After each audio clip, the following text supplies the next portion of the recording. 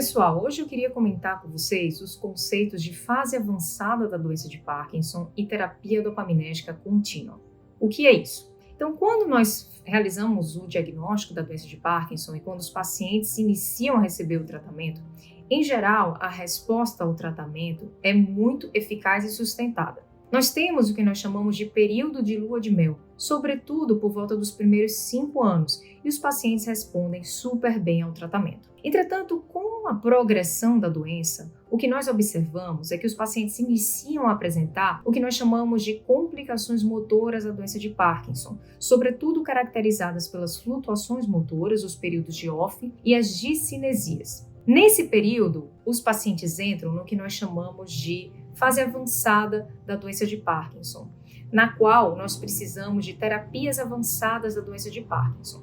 O que acontece, gente? No estado fisiológico normal, o corpo, o organismo, ele libera uma quantidade sempre tônica de dopamina, uma quantidade estável de dopamina no corpo. Com a doença de Parkinson, essa quantidade de dopamina diminui bastante. E aí, a reposição oral que nós terminamos prescrevendo para os pacientes, através, sobretudo, da levodopa, ela fornece aos pacientes algo que nós chamamos de um estímulo pulsátil, intermitente de dopamina, através da levodopa.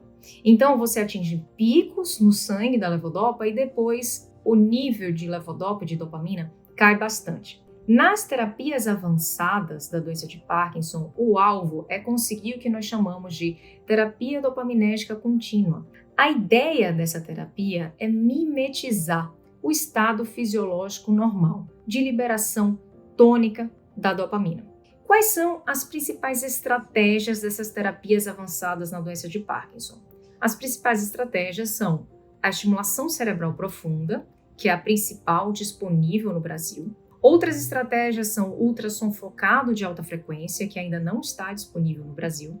E nós temos também as terapias de infusão, com a levodopa em forma subcutânea, o gel de levodopa intestinal e a apomorfina subcutânea.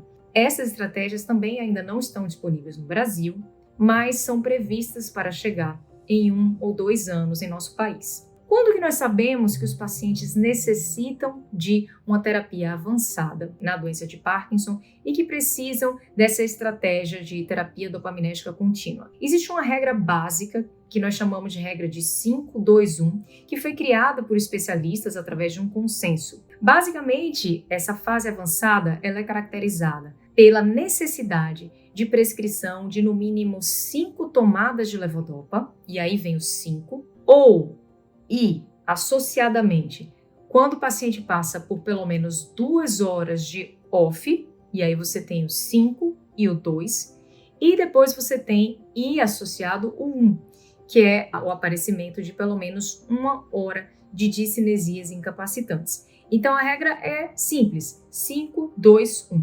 5 necessidades de tomadas de levodopa, 5 vezes levodopa ao dia, associado a 2 períodos de 2 horas de off, mais 1 hora de discinesias incapacitantes. Se os pacientes apresentam essa característica, eles necessitam de estratégias dopaminérgicas contínuas. E nesse caso é muito importante tanto o neurologista reconhecer essa necessidade e discutir as estratégias no Brasil, sobretudo a estimulação cerebral profunda, e conversar com o paciente sobre quais seriam as estratégias mais interessantes, caso a caso.